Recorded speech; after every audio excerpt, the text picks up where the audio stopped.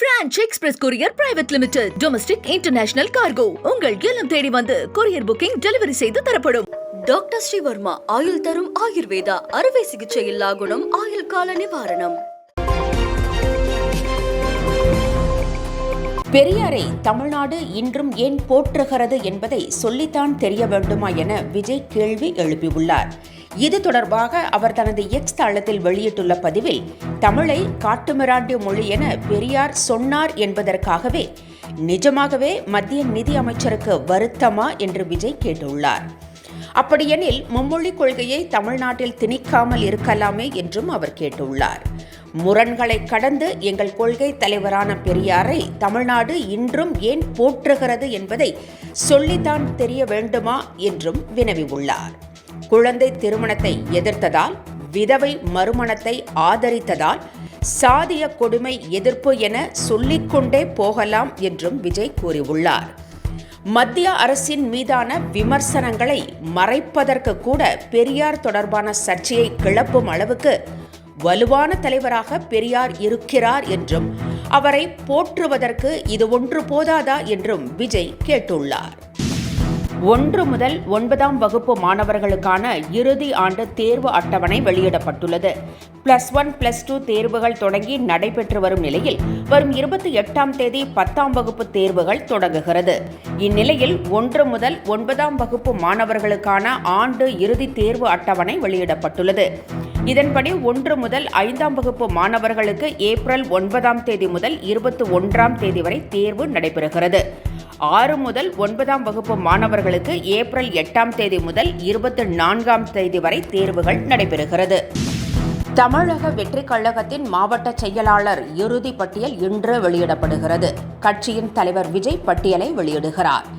தமிழக வெற்றிக் கழகத்தை தொடங்கியுள்ள விஜய் அதை வலிமைப்படுத்தும் நடவடிக்கையில் ஈடுபட்டு வருகிறார். அமைப்பு ரீதியாக 120 மாவட்டங்களாக பிரிக்கப்பட்டு நிர்வாகிகள் நியமிக்கப்பட்டு வருகின்றனர். ஒவ்வொரு மாவட்டத்திற்கும் செயலாளர், துணை செயலாளர் உள்ளிட்ட 15 பதவிகள் வழங்கப்படுகின்றன. இந்நிலையில் இறுதி பட்டியலை விஜய் இன்று வெளியிடுகிறார்.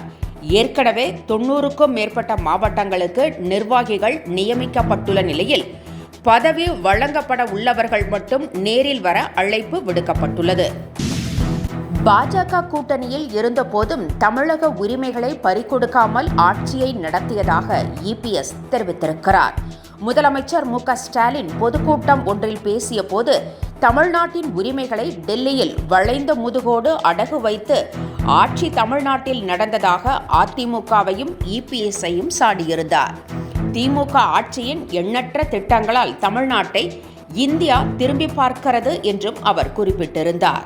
இதற்கு பதிலடி கொடுத்து தனது எக்ஸ் தளத்தில் பதிவிட்டுள்ள இபிஎஸ், இந்தி திணிப்பை கொண்டு வந்து காங்கிரசுடன் கைகோர்த்தது முதல் PM ஸ்ரீ திட்டத்தை முதலில் வரவேற்று தற்போது எதிர்ப்பு நாடகம் ஆடுவது வரை திமுக துரோகம் செய்திருப்பதாகவும், இதனால் அதிமுகவை பற்றி பேச அவர்களுக்கு தகுதி இல்லை என்றும் குற்றம் சாட்டியுள்ளார்.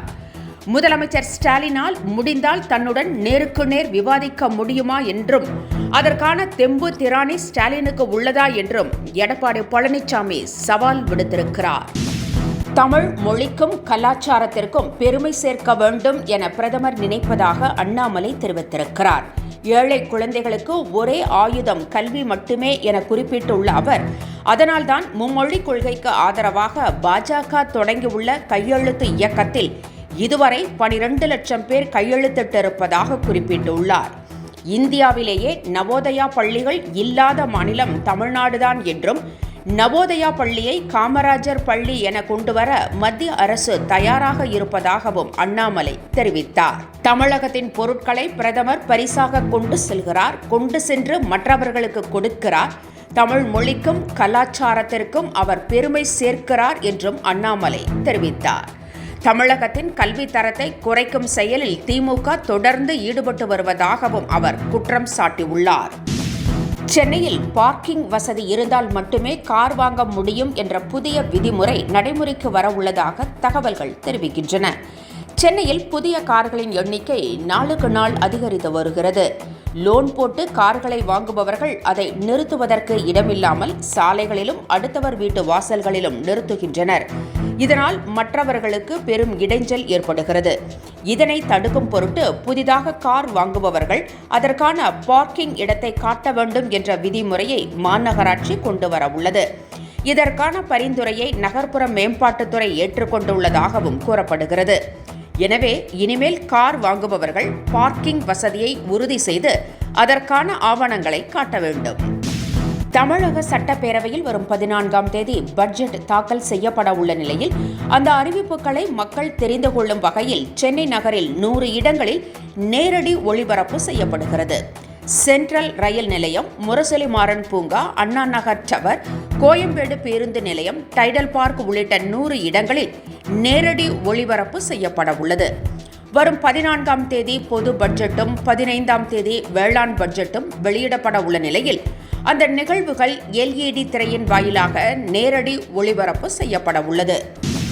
தமிழ்நாடு சாம்பியன் அறக்கட்டளை நிதியின் கீழ் 5.5 லட்சத்திற்கான காசோலையை துணை முதலமைச்சர் உதயநிதி ஸ்டாலின் வழங்கினார். இது தொடர்பாக வெளியிடப்பட்டுள்ள செய்திக்குறிப்பில் சாம்பியன்ஸ் ஆஃப் ஃபியூச்சர் அகாடமி சார்பில் தேர்வு செய்யப்பட்ட வீரர்களுக்கு இந்த பரிசு தொகை வழங்கப்பட உள்ளது. தமிழகத்தில் பாஜக ஆட்சிக்கு வந்தால் மகளிருக்கு மாதம் 2500 ரூபாய் உரிமை தொகை வழங்கப்படும் என அண்ணாமலை உறுதியளித்திருக்கிறார். ஒவ்வொரு மாவட்டத்திலும் 2 நவோதயா பள்ளிகள் அமைக்கப்படும் என்றும் அதற்கு காமராஜர் பள்ளிகள் என பெயர் வைக்கப்படும் என்றும் அவர் கூறியுள்ளார். கல்வி மற்றும் மருத்துவத்துறையில் உயர்ந்த தரம் கொண்டு வசதிகள் ஏற்படுத்தப்படும் என்றும் தமிழகத்தில் பாஜக ஆட்சிக்கு வரும் நாள் வெகு தொலைவில் இல்லை என்றும் அண்ணாமலை கூறியுள்ளார். திமுக ஆட்சியில் வழங்கப்படும் இலவசங்களை கடுமையாக பாஜக விமர்சித்து வருகிறது. இந்நிலையில் தமிழகத்தில் ஏற்கனவே மகளிர் உரிமை தொகை 1000 ரூபாய் வழங்கப்பட்டு வரும் நிலையில் அதை 2500 ரூபாயாக வழங்க உள்ளதாக அண்ணாமலை கூறியிருப்பது பேசு பொருளாகி உள்ளது. தமிழகத்தில் பரவலாக மழை பெய்து வரும் நிலையில் அடுத்த 4 நாட்களுக்கு வெப்பம் இயல்பை விட 3 டிகிரி செல்சியஸ் வரை அதிகரிக்கக்கூடும் என வானிலை ஆய்வு மையம் கணித்திருக்கிறது. சில இடங்களில் வெப்பம் சுட்டெரிக்கும் என்றும் எச்சரித்துள்ளது. தமிழகத்தில் கோடை வெப்பத்தின் தாக்கம் இருந்து வரும் நிலையில் கடந்த 2 நாட்களாக பரவலாக மழை பெய்து வருகிறது. குறிப்பாக தென் மாவட்டங்களில் கனமழை பெய்து வருகிறது.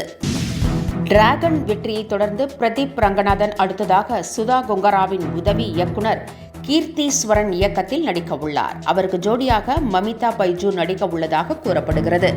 அவருடன் இமானுவேல், ஐஸ்வர்யா சர்மாவும் இணைந்து நடிக்க உள்ளதாகவும் புதிய தகவல் வெளியாகியுள்ளது. இந்த படம் தொடர்பான அதிகாரப்பூர்வ அறிவிப்பு விரைவில் வெளியாக உள்ளது. நடிகராக வலம் வந்து கொண்டிருக்கும் ரவி மோகன் இயக்குனராக அவதாரம் எடுக்க உள்ளதாக தகவல் வெளியாகியுள்ளது. பராசக்தி, கராத்தே பாபு உள்ளிட்ட படங்களின் படப்பிடிப்பு முடிந்ததும் இயக்குனர் பணியை அவர் தொடங்க உள்ளதாக கூறப்படுகிறது. இந்த படத்திற்கு யோகி பாபு தான் ஹீரோவாம். இதை யோகி பாபு உறுதிப்படுத்தியுள்ளார். நடிகர்களாக வலம் வந்து புகழ் பெறுபவர்கள் அடுத்த வளர்ச்சியாக இயக்குனர்களாக மாறுகிறார்கள். அந்த வரிசையில் தனுஷை தொடர்ந்து நடிகர் ரவி மோகன் இயக்குனராக உள்ளார். கிரிக்கெட் வீரர் ரோஹித் சர்மா ஓய்வு குறித்து நாள்தோறும் ஒவ்வொரு தகவல்கள் வெளியாக வரும் நிலையில் இது குறித்து அவர் திட்டவட்டமாக ஒரு முடிவை எடுத்திருப்பதாக தற்போது தகவல்கள் தெரிவிக்கின்றன. உலகக்கோப்பை 2027 வரை அவர் விளையாட முடிவு செய்துவிட்டாராம். இதனால் உடல் தகுதியிலும் கவனம் செலுத்தி வருகிறாராம். இந்திய அணியின் உதவி பயிற்சியாளர் அபிஷேக் நாயருடன் இணைந்து பணியாற்ற உள்ளதாகவும் அவர் பேட்டிங் ஃபிட்னஸ் டிப்ஸ்களை பெறுவார் என்றும் கூறப்படுகிறது. பயிற்சியாளர் அபிஷேக் IPL போட்டியில் தினேஷ் கார்த்திக்கு அறிவுரைகளை வழங்கி வருகிறார். Branch express courier private limited domestic international cargo உங்கள் இல்லம் தேடி வந்து கொரியர் புக்கிங் டெலிவரி செய்து தரப்படும். டாக்டர் ஸ்ரீவர்மா ஆயுள் தரும் ஆயுர்வேதா அறுவை சிகிச்சை இல்லா குணம் ஆயுள் கால நிவாரணம். என்றும் உங்களுடன் மை இந்தியா. முக்கிய செய்திகளை உடனுக்குடன் தெரிந்து கொள்ள சப்ஸ்கிரைப் பண்ணுங்க, பெல் பட்டனை பிரஸ் பண்ணுங்க. என்றும் உங்களுடன் மை இந்தியா.